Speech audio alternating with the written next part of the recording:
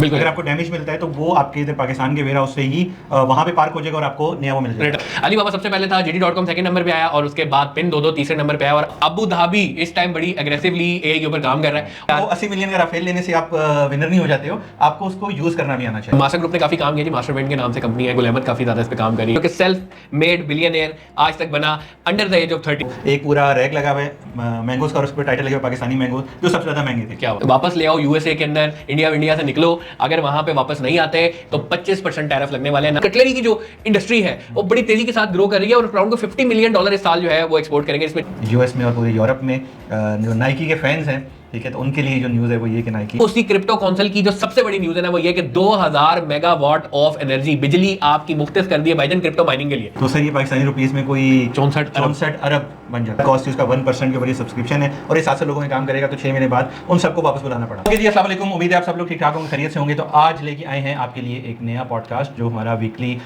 E commerce गपशप होती है। तो इसमें हम लोग कोशिश कर रहे हैं पिछले कुछ टाइम से कि पाकिस्तान के साथ साथ इंटरनेशनल टेक्नोलॉजी में और इंटरनेशनल ई कॉमर्स की दुनिया में और AI की दुनिया में स्पेसिफिकली क्या हो रहा है वो चीज़ें आपके सामने लेके आए। ये तमाम न्यूज़, हमारी रिसर्च, सब कुछ deployers.pk की वेबसाइट के ऊपर भी as a blog post publish है, आप वहाँ पे भी जाके इनकी डिटेल्स को पढ़ सकते हैं।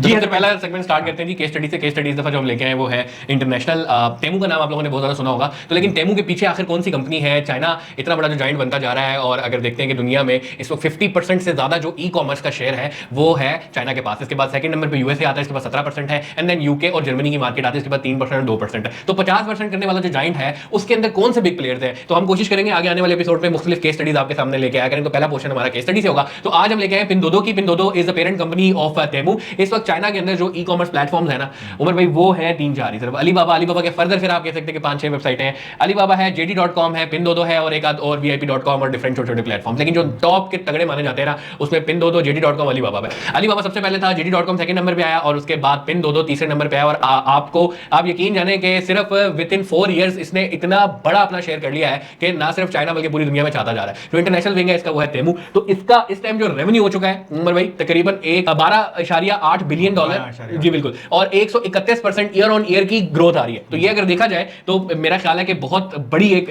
फिगर है और एज ऑफ Q1 2025 ये नंबर जो है ना रेवेन्यू का आ रहा है। तो इसका जो सबसे बड़ा शेयर है वो है टेमू। टेमू ने आपने देखा जी पाकिस्तान के अंदर भी अब सुनने में आ रहा है कि उसको छूट दे दी गई है जी कस्टम्स की। अगर एक चीज आप मंगवाते हैं तो आपको उस पर कस्टम ड्यूटी देनी पड़ेगी, एक चीज टेमू वही लेके आ रहा है तो उस पर कस्टम ड्यूटी नहीं होगी। तो ये भी एक लोकल इंडस्ट्री के लिए काफी जो है वो है और काफी अरसे से इसकी न्यूज़ भी गर्दिश कर रही है कि अपने वेयर हाउसिंग के ऊपर भी जा रहा है और वो सारी चीज़ें भी हो रही हैं। तो इसने जो ऑफर पाकिस्तान में या पाकिस्तान जैसे मुल्कों में देना स्टार्ट की है जिसके ऊपर भी वर्किंग हो रही है वो है आपके एक्सचेंज और रिटर्न्स। अगर आपको डैमेज मिलता है तो वो आपके इधर पाकिस्तान के वेयर हाउस से ही वहाँ पे पार्क हो जाएगा और आपको नया वो मिल जाएगा, रिटर्न मिल जाएगा, पैसे भी वो रिटर्न कर देते हैं। और जो इसकी इंपॉर्टेंट न्यूज़ है, जो बड़ी न्यूज़ है वो ये है कि टेमू और पिनदोदो पाकिस्तान और बांग्लादेश और ऐसे छोटे मुल्कों में लॉजिस्टिक सर्विस के साथ भी आ रहा है। मैं अगेन ये कहूंगा कि सर देखें अलीबाबा है जैसा JD 10 साल से 15 साल से वो उसका टॉप बनना समझ आता है यार। ये 4-5 साल के अंदर एक प्लेयर का आना और उसका टॉप 3 में, और वो मल्टीपल डोमेन्स को टच कर रहा है, ना सिर्फ वो ई कॉमर्स में चीज़ें बेच रहा है, वो लॉजिस्टिक्स में जा रहा है, वो डिफरेंट और सर्विसेज के अंदर भी जा रहा है। तो सर एक बहुत इंपॉर्टेंट और बहुत मजे की केस स्टडी है। अच्छा, कहा जाता है कि एक्स गूगल का कोई एम्प्लॉय है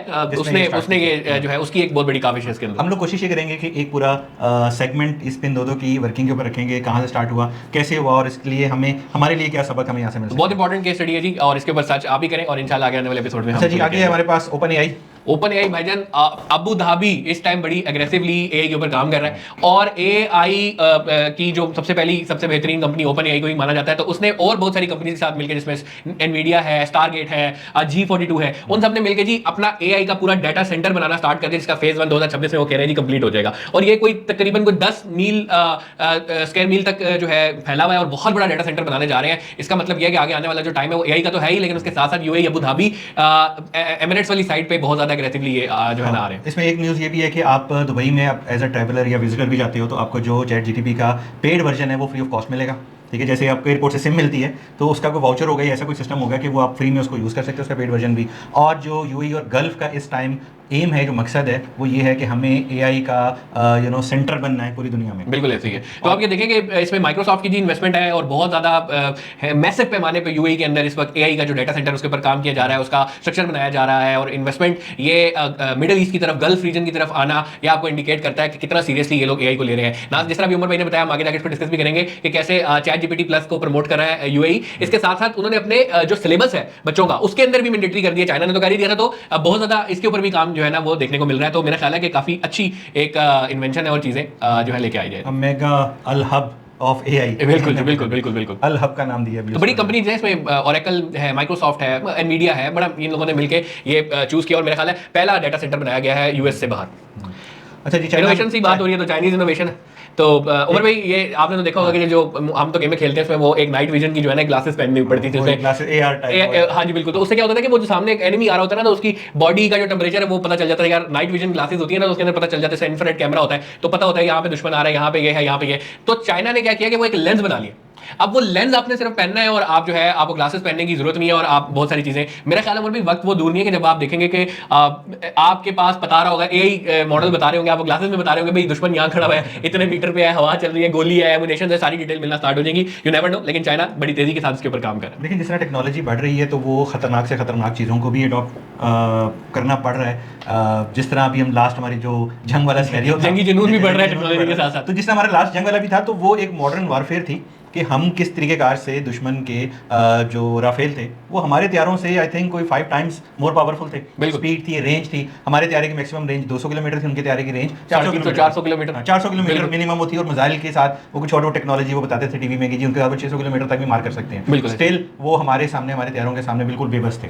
क्यों? क्योंकि सर वो टेक्नोलॉजी का यूज था कि एक स्पेशल फीचर था जो कि उस हमारे मिसाइल की रेंज को बढ़ा रहा है, उनके मिसाइल की उनके जहाज़ों की एक्टिविटीज को नोट कर रहा है और उसके एक्शन लेने से पहले हमने एक्शन किया। ठीक है, जो ये चीजें जो कि हम टीवी पे सुन रहे हैं, देख रहे हैं, डिफरेंट रिसर्च कर रहे हैं, तो ये टेक्नोलॉजी वार थी। तो टेक्नोलॉजी के साथ साथ टेक्नोलॉजी यूज भी करने आनी चाहिए। या हमारा मकसद यही है कि आप लोगों को ये ना सिर्फ टेक्नोलॉजी बताएं और इसका यूज बताएंगे। 80 मिलियन का राफेल लेने से आप विनर नहीं हो जाते हो, आपको उसको यूज करना भी आना चाहिए। बिल्कुल ऐसा ही है। तो इंडिया स्पेशल मैसेज आपको। खैर आगे चलते हैं जी। आप आज तक कोई बीच में वो हमारे न्यूज कास्टर है, उसने बात की थी कि आपको आईफोन लेना जरूरी नहीं है, आप चाइना के फोन से भी अच्छे काम कर सकते हो। तो आपको उस टेक्नोलॉजी को यूज करना आना चाहिए। जैसे कैमरा एंगल्स कैसे होने चाहिए, वीडियो कैसे बना सकते हैं। मैंने छोटी सी एक एग्जांपल कल परसों हैदराबाद के साथ शेयर की थी कि मैंने एक वेबसाइट बनाई फॉर कनाडा और वहाँ पे जो मेरे पास आर्टिकल थे, जो प्रोडक्ट हम कपड़े बेच रहे थे, उसकी सिर्फ रॉ तस्वीरें थी, हमारे पास कोई शूट नहीं था। ठीक है, तो वो चैट जीटीपी के साथ और इस AI टूल के साथ पूरी वेबसाइट और पूरी उसकी मॉडलिंग और वो मॉडल्स और वो ऐसे लग रहा है जैसे वो बिल्कुल रियल आपके शूट्स हैं। ठीक है, तो हम उसकी जो यूजेज कर रहे हैं AI की, वो भी किस तरीके से चल रही हैं, वो भी आप लोगों के लिए जानना और उसको अप्लाई करना सबसे ज़्यादा जरूरी चीज़ है। बिल्कुल जी, बिल्कुल ऐसे ही है। आगे चलते हैं जी। एक न्यूज़ है बहुत ज़्यादा ज़बरदस्त और बड़ी न्यूज़ है कंटेंट क्रिएटर्स के लिए कि वो बंदा जो कि सेल्फ मेड बिलियनियर आज तक बना under the age of 30, Mister Beast, शायद ही कोई ऐसा बंदा होगा जो इसको नहीं जानता होगा। तो जी उसकी एक केस स्टडी है माशाल्लाह, अभी तक जो उनकी नेटवर्थ हो चुकी है $1.2 बिलियन के करीब हो चुकी है from YouTube only from YouTube. अच्छा, इनकी सर एक बड़ी अच्छी बात है, वो ये कहा जाता है कि यार इसका सिर्फ ये 10% के करीब अपने कोई पर्सनल अकाउंट के अंदर डालते हैं, बाकी सबका सब ये चैरिटी और ये जो जितनी भी गेमिंग इन्वेस्टमेंट्स करते हैं ज्यादातर, वो गेमों में ही आगे बर्गर के नाम से भी ये फूड चेन बना रहे हैं। अपनी को ड्रिंक लॉन्च की, को चॉकलेट लॉन्च की भी है इन्होंने, वही बड़ी अच्छी तरीके से। इसके बारे में ये कह रहा था कि इन 10 इयर्स जैसा मैकडॉनल्ड्स या सबवे या स्टारबक्स की आउटलेट्स हैं पूरी दुनिया में, तो उस तरीकेकार का बीस्ट बर्गर को लॉन्च करेंगे और उनकी आउटलेट्स को आगे सेल करेंगे वर्ल्ड वाइड। तो ये कंटेंट क्रिएटर्स के लिए भी एक अच्छा मैसेज है। हम देख भी रहे हैं कि पाकिस्तान के अंदर भी जिस तरह डकी भाई वगैरह इन्होंने अपना एक रेस्टोरेंट खोला है और भी बहुत सारे लोग हैं अपने प्रोडक्ट्स वगैरह बना रहे हैं। तो ये एक अच्छी चीज़ है जी, कंटेंट के साथ साथ आप किस तरीके से इसको अच्छे तरीके से यूटिलाइज करें। लेकिन इसकी चीज़ एक अच्छी जो है जिस पे हमें थोड़ा सा वो देखना चाहिए कि यार देखें अपने पर्सनल अकाउंट के अंदर बहुत मिनिमम सी कोई अमाउंट है $1 मिलियन के करीब, वो सिर्फ जाती है, बाकी सारा का सारा या वो चैरिटी हो जाती है या वो दोबारा से इस कंटेंट क्रिएशन की तरफ इन्वेस्ट होता है, चैरिटी होती है, डिफरेंट बिजनेसेस में इन्वेस्टमेंट होती है। ठीक है, तो आप ये बेसिकली मनी मैनेजमेंट है कि आप उस जो पैसा आप कमा रहे हो उसको यूटिलाइज कैसे करें, उसको यूज कैसे कर रहे हो। जी बिल्कुल बिल्कुल। आगे चलते हैं जी। ट्रंप ने वार्न कर दिया है एप्पल के CEO टिम कुक को कि भाईजान वापस ले आओ यूएसए के अंदर, इंडिया से निकलो, अगर वहां पे वापस नहीं आते तो 25% टैरिफ लगने वाले हैं। ना सिर्फ एप्पल बल्कि अब उसने कहा जी तमाम मोबाइल ऑपरेटर्स हैं, सैमसंग हो गया, Xiaomi, वीवो वगैरह सबको उसने कहा 25% टैरिफ का सामना करना पड़ेगा। चाइनीज जितने हैं, जिस तरह ये OnePlus है और Xiaomi है, MI है, उनको उसने प्रॉपर इन्वाइट किया कि आप यूएस में आओ, यहाँ पे अपनी फैक्ट्रीज खोलो, मैं आपको डिस्काउंट भी दूंगा और आपको टैरिफ में भी कमी दूंगा, आपको ये वेयरहाउसिंग भी फ्री मिलेगी। इसमें बहुत सारी उनको ऑफर दी कि वो अपनी मैन्युफैक्चरिंग चाइना में शुरू करें। और एप्पल को बहुत स्ट्रिक्टली लास्ट टाइम भी हमने एप्पल के पीछे पड़ गया। हाँ, लास्ट टाइम भी हमने वो देखा था, कवर भी किया था उसको, कि वो यूएई के अपना जो इवेंट था, इवेंट के बीच में स्टेज के ऊपर अनाउंसमेंट कर रहा है और उसको मार कर रहा है कि आप जी एप्पल को इंडिया से निकालो और इंडिया के ऊपर मेहरबानी करना बंद करो और वापस सारी चीजें यूएसए में लेके इंडिया के पीछे तो खास तौर पे पड़ गया। अच्छा यार, एक बड़ी अच्छी बात है, उसकी रीजन ये भी है कि अच्छा खासा एक आपका जो अमाउंट ऑफ यूजर है वो अमेरिका के अंदर है, क्योंकि यूजर भी है प्लस वहां से sale in terms of revenue भी बहुत ज्यादा आ रही है। तो इस वजह से मेरा ख्याल है कंपनी इस वक्त काफी डरी हुई है और तकरीबन 500 बिलियन के करीब डॉलर्स जो है इन्वेस्ट करने का टिम ग्रुप ने फैसला कर भी लिया और बाकी मोबाइल ऑपरेटर्स भी बहुत जल्द मेरा ख्याल है मेड इन यूएसए की तरफ आएंगे।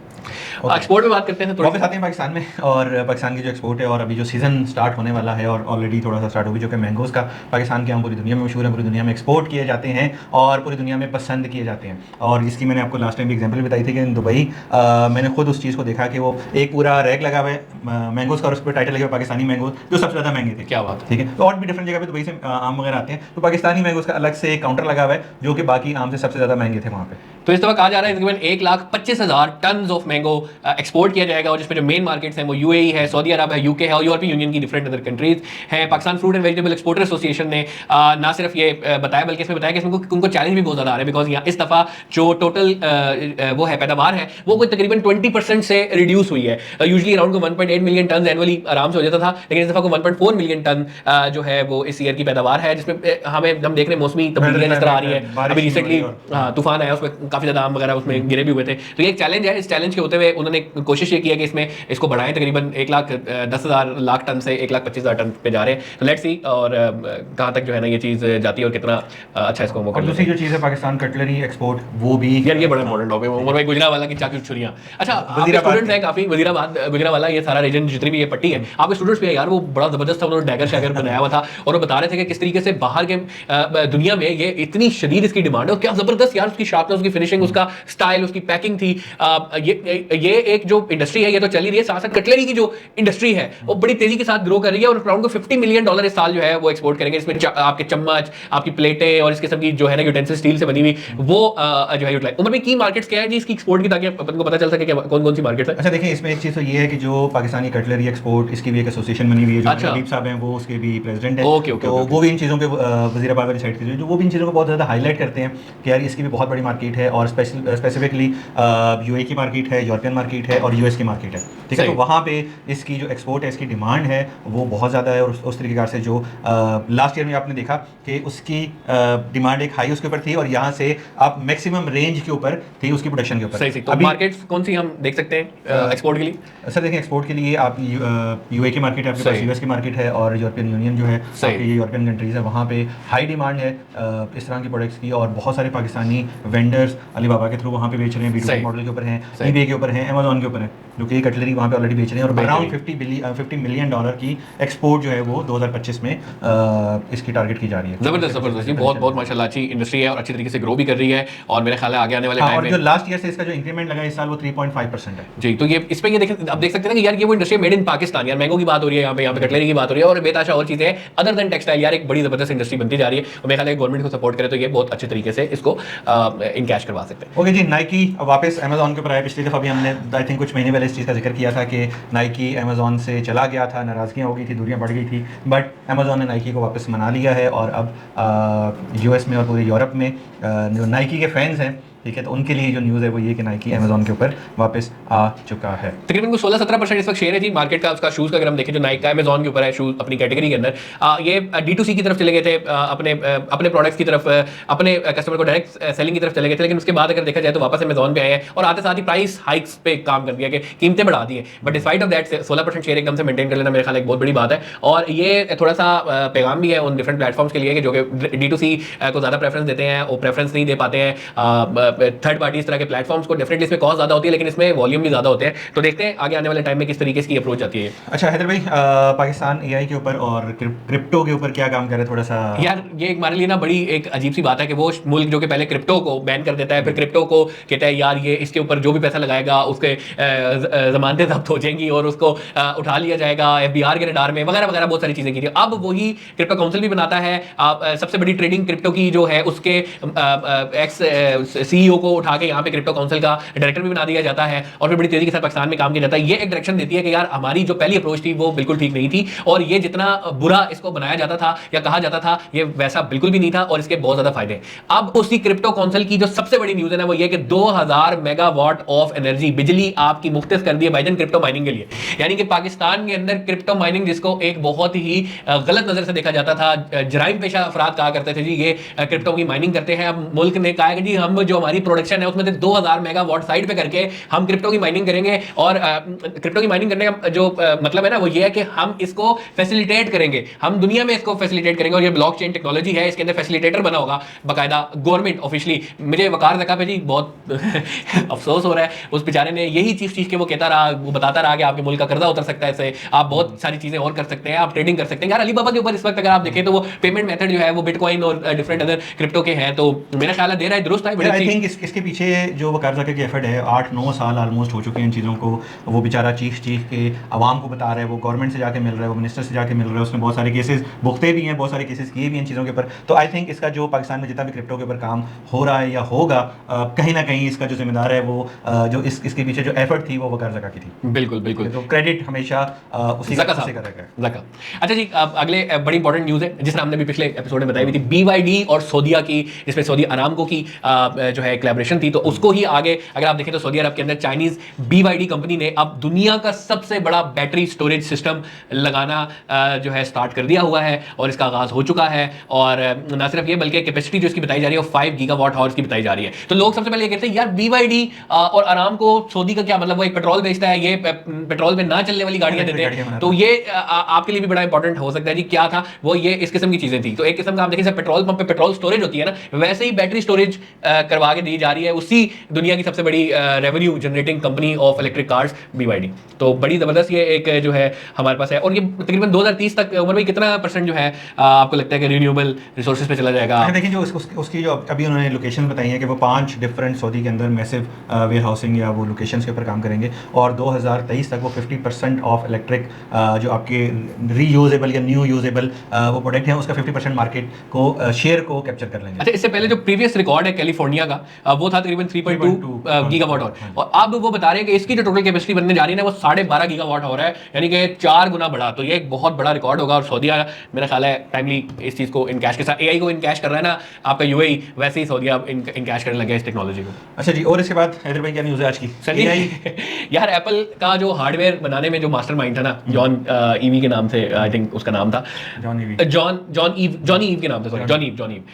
ओपन AI ने उसका स्टार्टअप तकरीबन $6.5 अरब के अंदर खरीद लिया है। और इसका मतलब पता है क्या, इसका मतलब क्या है कि भाईजान AI के जितने भी आप मजे चस्के चीजें एंजॉय कर रहे थे, देखिए कितनी हद तक यार AI की वीडियो देखेंगे, कितनी हद तक आप जो है ना AI को जो है ना देख रहे होंगे। AI को भी पता चल गया कि आगे आने वाले जिस तरह कंपटीशन है, DeepSeek आ गया, Grok 3 आ गया, आपके बेताशा और चैट प्लेटफॉर्म्स आ गए। अब वो जा रहा है किसी फिजिकल एक ना हार्डवेयर की तरफ, वो हो सकता है मोबाइल हो, वो हो सकता है कोई डिवाइस हो, वो हो सकता है ईयरफोन हो, वो ग्लासेस हो, वो कुछ भी हो सकता है। तो ओपन AI ने अनाउंस कर दिया, जो कि ChatGPT की पेरेंट कंपनी है, कि अब और कहा जा रहा है कि जी उसके CEO के टेबल के ऊपर इस वक्त 4-5 प्रोटोटाइप पड़े हुए हैं और जिसने एप्पल को एक बुलंदियों तक पहुंचाया हार्डवेयर के ऊपर, जॉनी ईव ने, अब वो पार्टनर कर चुका है इस वक्त ओपन AI के साथ और कोई बहुत जल्द आपको एक नई डिवाइस हार्डवेयर मिलने वाला है। ठीक है। अच्छा, एक और न्यूज़ है लोकल, मास्टर ग्रुप जो है, मास्टर मल्टीफोम वाले जी मल्टीफोम वाले हैं, मास्टर ग्रुप ऑफ इंडस्ट्रीज, इन्होंने एक चंगान जिस तरह लेके आए, तो मास्टर की ना एक कंपनी है मास्टर मोटर्स के नाम से, तो वो जिस तरह चंगान को लेके आए, अब वो लेके आ रहे हैं किसको? चेरी को लेके आ रहे हैं। ये एक बहुत बड़ी अनाउंसमेंट है सर, ये कोई छोटी अनाउंसमेंट नहीं है। अगर आप देखें मास्टर मोटर्स इस वक्त सबसे पहले जो काम कर रहा था ना वो बिग और ह्यूज व्हीकल्स के ऊपर काम कर रहा था। जितनी भी आप यूतोंग की बसें देख रहे हैं इस वक्त, डेवू के पास इवन यूतोंग की बसें, फैसल मूवर, आपका सानिया वगैरह जितने भी है वो सारे के सारे यूतोंग की मास्टर बसेस पे करें। तो मास्टर ने बड़ा मैसिवली पेनिट्रेट किया है उस जो है ना सेक्शन के अंदर। तो फिर ट्रक्स वाली साइड पे भी इनका एक अपना एक फोटोन के नाम से ट्रक जो है ना वो चल रहा है। अब उस हैवी इंडस्ट्रीज को कैटर करने के बाद ये लोग आए चंगान, एल्जविन आई जिसके अंदर ओशान आई, उसके बाद फिर इलेक्ट्रिक वाली साइड पे आए दीपाल जो लेके आए, और अब चेरी के साथ जो इन्होंने मुआहदा कर लिया है। तो यानी कि चेरी की भी एक पूरी रेंज PHEV व्हीकल्स आगे आने वाली हैं और बड़ी ही जबरदस्त प्राइस रेंज के अंदर करें। और द सक्सेस ऑफ ओशान जिसे आप कहते हैं कि आप highest selling 7 seater SUV Pakistan की वो करार दी गई है। तो मास्टर का ये जो मूव होने वाला है ना, ये बहुत बहुत एग्रेसिव, और मेरा ख्याल आगे आने वाले टाइम में चेरी बहुत इंपॉर्टेंट मार्केट बनाने जा रही है। और चेरी पाकिस्तान में शायद इतनी ज़्यादा फेमस नहीं है और चाइना में ये ऑन नंबर 1 है, ऑन ग्लोबली भी नंबर 1 है ऑटोमोबाइल एक्सपोर्टर्स में। तो इसका मास्टर के साथ से एक MOU साइन हो चुका है, कोलैबोरेशन के साथ आ रहे हैं और मेरा ख्याल है कि ये एक बहुत ज़्यादा खुशाइन बात है और मास्टर बड़ा एग्रेसिव आ रहा है भाई। जिस तरह एल्जविन को, जिस तरह चंगान को उसने तेज़ी के साथ पाकिस्तान में ग्रो करवाया, आई थिंक चेरी के भी अब दिन बेहतर हो गए। अच्छा, दूसरा जैसे हम हमारे टीवी चैनल्स भी, हमारे सियासतदान भी और हम लोग भी कहते हैं हम इंडिया का कोई दुश्मन नहीं है, कोई अच्छी चीज़ होगी तो हम उसको हाईलाइट करेंगे, बुरी चीज़ों को भी हाईलाइट करेंगे। तो इंडिया दुनिया में तीसरे नंबर पे आ चुका है, वो मुल्क जो कि हवा से और सोलर से बिजली बना रहा है और इसने जर्मनी को भी बीट कर दिया। इससे पहले जर्मनी था थर्ड नंबर पे जो कि विंड को और सोलर को यूटिलाइज कर रहे हैं टू मेक एनर्जी। और इंडिया पहुंच चुका है जी 170 गीगावाट्स के ऊपर इन 2025। अच्छा, इसके ऊपर सिर्फ दो ही कंट्रीज हैं, एक चाइना और एक यूएस, यानी कि दोनों सुपर पावर है। सुपर पावर के बाद जो तीसरा नंबर है इंडिया का, यार ये बहुत बड़ी बात है। अच्छा, इसमें सबसे बड़ा जो मेरे ख्याल है किरदार है वो अडानी ग्रुप है, उसने बहुत ज़्यादा इन्वेस्टमेंट की है। सोलर विलेजेस बनाए उसने पूरे, सोलर विलेजेस, पानी के ऊपर भी, रेगिस्तानों के ऊपर भी सोलर जो है, जो रेगिस्तान का एरिया था उनको उसने स्पेसिफिकली यूटिलाइज किया और वहाँ पे पूरे सोलर विलेजेस बना दिए। और बहुत सारे स्टेट्स ऐसे हैं जहाँ पे अब फ्री ऑफ कॉस्ट बिजली दी जा रही है, क्योंकि बिजली इतनी बन रही है कि रखने की, स्टोर करने की जगह नहीं है, क्योंकि इसकी जो स्टोरेज है वो बहुत एक्सपेंसिव होती है। हमारा भी यार इतना ज़्यादा रेगिस्तान का एरिया है, वहाँ पे थोड़ा सा लगा ले। वैसे मास्टर ग्रुप ने काफ़ी काम किया जी, मास्टर विंड के नाम से कंपनी है, गुल अहमद काफ़ी ज़्यादा इस पर काम करी है, बदीन ठट्ठा इस साइड पे, जामशोरो गली साइड पे इन लोगों के प्लांट्स हैं। बहुत सारी और कंट्रीज़ हैं, सॉरी बहुत सारी और कंपनीज हैं जिनको ये प्रोवोक करना चाहिए। और आई थिंक गवर्नमेंट भी इन चीज़ों के ऊपर इनिशिएटिव ले रही है। अगर सिर्फ सोलर की बात करें तो पिछले साल से इस साल सोलर के जो रेट्स हैं पाकिस्तान में वो बहुत कम हुए हैं, ताकि लोग ज़्यादा से ज़्यादा उसको यूटिलाइज कर सके और उनको अपने घरों पर। लेकिन थोड़ा सा ये सोलर विलेज वाली साइड बनानी पड़ेगी, छतों पे बना के इसको, जिस तरह के तूफान आ रहे हैं। हर बंदा अपनी कैपेसिटी में तो वो उस अपने हिसाब से तो वो चीज़ें चला रहा है, बट आई थिंक गवर्नमेंट को इस पर इनिशिएटिव लेनी चाहिए कि वो सोलर विलेज टाइप की, जिससे आपके पास बलूचिस्तान में बहुत सारा एरिया खाली है, सिंध का बहुत सारा एरिया खाली है, पंजाब में भी आपके पास बहुत सारी स्पेस है, ठीक है, तो आप उनको यूटिलाइज कर सकते हो। आपकी जो छोटी मोटी नदी है उनके ऊपर आप वो एक शेड सा बना के, तो काफ़ी कुछ हो सकता है। और आई थिंक प्राइवेट कंपनीज को थोड़ा सा इसमें जो है ना फैसिलिटेट अगर गवर्नमेंट करे, गवर्नमेंट खुद नहीं करती तो प्राइवेट कंपनी, अडानी ने इतना बड़ा यार वहाँ पे काम किया, सोलर विलेज बनाए हैं, तो यहाँ पे बहुत सारी बना सकते हैं कि इलेक्ट्रिक को ही दे दो यार, कि इलेक्ट्रिक को कह देंगे यार आप जाके बनाए, और नहीं तो कराची में थोड़ी सी बिजली सस्ती हो जाए। मेरे ख्याल से थोड़ा सा एग्रेसिवली इस पे काम करने की जरूरत है। अच्छा जी, चैट जीटीपी ने, जैसे मैंने आपको बताया था कि दुबई में हर यूज़र को जो वहाँ पे ट्रैवल के ऊपर है या विजिट के ऊपर भी जा रहे हैं तो उसको चैट जीटीपी का फ्री पेड वर्जन जो है वो हुकूमत की तरफ से फ्री दिया जाएगा। अगर हम यूएई की आबादी गूगल पे सर्च करते हैं, चैट जीटीपी से पूछते हैं, तो तकरीबन 11.3 मिलियन लोग वहाँ पे रहते हैं यूएई के अंदर। और अगर चैट जीटीपी का $20 का जो मिनिमम पैकेज है वो भी गवर्नमेंट दे रही है, तो सर ये पाकिस्तानी रुपीज़ में कोई 64 अरब बन जाता है। $228 मिलियन, 64 अरब रुपए पाकिस्तानी गवर्नमेंट खर्च कर रही है अपनी आवाम पे, उनको एआई इनेबल कर रही है। भाई ये लोग पकड़ो, यूज करो, बनाओ चीजें, और नहीं तो गिबली आर्ट बनाओ, कुछ और बना लो, सीखो, काम करो, एआई की दुनिया में तेज हो जाए। देखो आपने पहले ही बात की थी, जो बंदा एआई इंसानों को रिप्लेस नहीं करने हैं, हाँ, लेकिन वो इंसान जो कि एआई का यूटिलाइज करना जानता है वो उस इंसान से जरूर सबकत ले जाएगा जिसको एआई का अभी तक पता नहीं है। और अगर दुबई अपनी पूरी आवाम को जीपीटी प्लस फ्री दे रही है तो इसका मतलब यह है कि यार वो अपनी आवाम को दूसरी आवाम से सबकत ले जाने पे जो है ना सपोर्ट कर रही है और वो वाकई ऊपर चला जाएगा। आजकल की तालीम वो स्कूलों की तालीम और ये वाली तालीम नहीं है, तालीम यही है, इसको यूटिलाइज करना है। और मेरा ख्याल है यूएई गवर्नमेंट ने जो स्टेप उठाया ये बहुत ज़बरदस्त स्टेप है और दूसरे मुल्कों को भी इससे सीखना चाहिए और इससे मेरा ख्याल है काफ़ी ज़्यादा सपोर्ट मिलेगी उन प्लेटफॉर्म्स को भी जो कि इतना अच्छा काम करते हैं। हाँ, जिसने इतनी बात की कि एआई आपकी जॉब को नहीं खा सकता, आप अपने आप को खा सकते हो, आप अपनी जॉब को खतरे में डाल सकते हो अपने आप को अपडेट ना करते हुए। स्वीडन में भी ऐसा एक हुआ था इंसिडेंस कि एक बंदे ने 700 लोगों को निकाल दिया कि मैं एआई से अब सारे काम करवाऊंगा, बहुत सारे सॉफ्टवेयर के सब्सक्रिप्शंस ले ली और ये सेट की जो मेरी टोटल एचआर कॉस्ट थी उसका 1% के ऊपर ये सब्सक्रिप्शन है और ये 700 लोगों में काम करेगा, तो 6 महीने बाद उन सबको वापस बुलाना पड़ा। और सबसे पहला जो पॉइंट था वो ये था कि यार जो एआई के सॉफ्टवेयर हैं, टूल्स हैं, उनको यूज़ कौन करेगा, उनको कमांड्स कौन देगा, उनको बताएगा क्या कि एआई ने क्या काम करना है। तो सबसे पहला पर्पस उसका ये था। फिर आपका एआई इमोशंस लेस है, उसमें इमोशंस नहीं है, ठीक है। जिस तरीके से आप कस्टमर केयर पे बात करते हो, गुस्सा करते हो, मेरा KFC का बर्गर ठंडा आ गया या मुझे खाना नहीं मिला या कुछ भी XYZ ऐसा हो सकता है, तो वो एक इंसान दूसरे इंसान को अंडरस्टैंड कर सकता है, उसकी मजबूरी या उसकी भावनाओं को समझ सकता है, उसको सॉल्व कर सकता है। तो वो फीचर्स एआई के अंदर अभी नहीं है। तो आपकी जॉब खतरे में नहीं है, आपका वो जो फील्ड है वो खतरे में है, ठीक है। वो फील्ड खत्म हो सकती है। जिस तरह मैंने आपको एग्जांपल दी कि मैंने पूरी एक वेबसाइट, उसके पूरे शूट और पूरे कपड़ों के डिज़ाइन सारा कुछ एआई से बना लिया, ठीक है, और वो ऐसे लग रहा है जैसे बिल्कुल रियल है। ये काम ग्राफिक डिज़ाइनर करके दे रहा है। ग्राफिक डिज़ाइनर पहले वो कि जो शूट करके तस्वीरें एडिट करके क्रॉप करके एडिटिंग पे आती है, एडिटिंग के ऊपर आती है, या 2-3 घंटे का सिर्फ प्रोसेस उसका एडिटिंग का है, अब वो 2-3 सेकंड का प्रोसेस रह गया। काम वही बंदा कर रहा है, उसका करने का तरीकाकार अपडेट हो गया। तो अगर आप देखा जाए तो यार मतलब वो कस्टमर्स जो कि देख रहे होते हैं ना, अगर अक्सर आप फूड पांडा में भी देखते हैं तो अगर कोई चैट बॉट आपसे बात कर रहा होता है ना, आप फ्रस्ट्रेट हो जाते हैं, आपसे बात नहीं करते, आप कॉल मिलाते हैं, आप डिफरेंट अदर मीडियम आप इंसान से बात करना चाहते हैं, क्योंकि यार वहाँ पे वो इमोशन देखें, कस्टमर जब तपा हुआ होता है ना तो उसको बस कुछ सुनने वाला होना चाहिए, तो सुनने में वो ठंडा हो जाता है, फिर आप उसके बाद जो भी आपको कहते हैं वो उसको एक्सेप्ट करते हैं और खुश दिली से आपकी तारीफ भी करके जाता है। बट चैट बॉट्स और ये जो एआई की टेक्नोलॉजी है, अगर वो इमोशन को सेंस नहीं करते ना तो वो रिपीटेडली एक ही जवाब बार बार दे रहे हैं। उमर भाई ने कहा कि यार वो कहता है एक बात को वो रिपीटेडली वो एक ही रिस्पॉन्स देता है। तो एक ने तो मजा चख लिया है आप देखते हैं बाकियों का क्या होता है, तो वो सब लोग जो कि ये सोचते हैं कि यार एआई आगे रिप्लेस कर देगा ह्यूमंस को और टेक्नोलॉजी से वो ह्यूमंस का बिल्कुल खत्म किया जा सकता है, तो यार ऐसा नहीं है। इस कॉम्बिनेशन को ही आगे लेके जाया जा सकता है।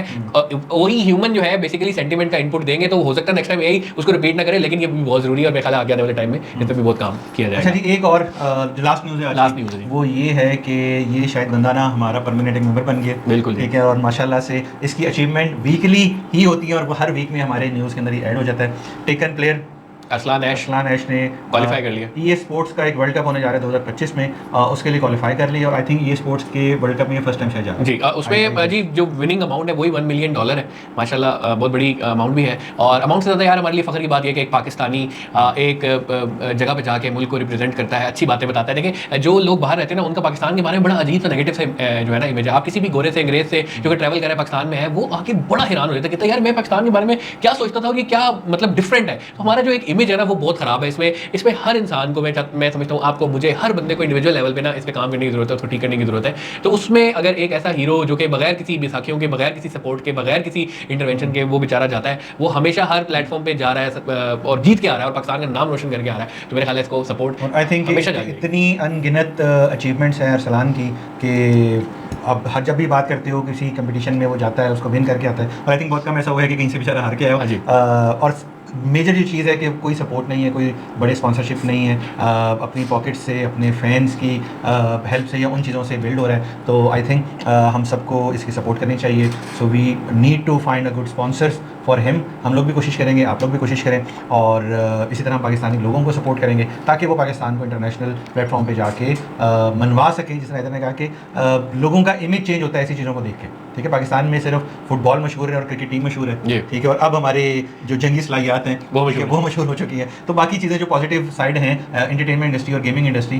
तो इंशाल्लाह हम लोग कोशिश करेंगे कि इन चीज़ों पर डिस्कस करते रहें ताकि इनकी भी बात होती रहे और कहीं ना कहीं हम अपनी तरफ से इनको हाईलाइट करते रहें। आज के एपिसोड से जी इतना ही। उम्मीद है आप लोगों को ये एपिसोड पसंद आया होगा। हम लोगों के लिए एक बड़े फखर की बात है कि माशाल्लाह मई में तीसरा एपिसोड हम लोगों ने रिकॉर्ड किया है और हमारी कोशिश ये है कि इंशाल्लाह 4 एपिसोड हमने एक महीने में जरूर रिकॉर्ड करने। जिस तरीके से न्यूज़ इन्फ्लक्स आ रहा है और जिस तरह की डिमांड है, जिस तरह आप लोगों का माशाल्लाह प्यार है, कमेंट से हमें पता चल रहा है, आप लोगों की पर्सनल कॉल से पता चल रहा है, आपस में कम्युनिटी में पता चल रहा है, तो ये चीज़ें हमें बहुत ज़्यादा हिम्मत देती हैं। और इस किस्म की न्यूज़ से अगर आप वाबस्ता रहना चाहते हैं तो हम लोगों को फॉलो कर लें। इंशाल्लाह ताला आगे भी हम लोग ऐसे ही आप लोगों के लिए न्यूज़ लेके आते रहेंगे। थैंक यू, अल्लाह हाफिज़।